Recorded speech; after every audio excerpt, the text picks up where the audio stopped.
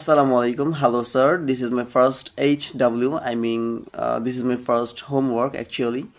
My name is Golam Moizu. Actually, it's an Arabic name. That's why people sometimes having trouble to pronouncing it. That's why you can call me GM. Actually, this is my short name as well. And I am from Khulna. I'm from Khulna. This is Boyra to be more exact. And I'm a student.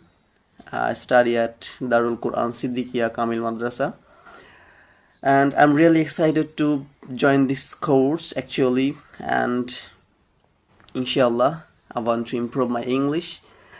And thank you very much. That's all for now. And now I'm going to speak.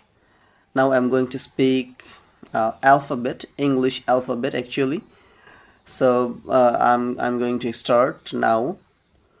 This is A, B, C, D, E, F, G, H, I, J, K, L, M, N, O, P, Q, R, S, T, U, V, W, X, Y, and Z or Z.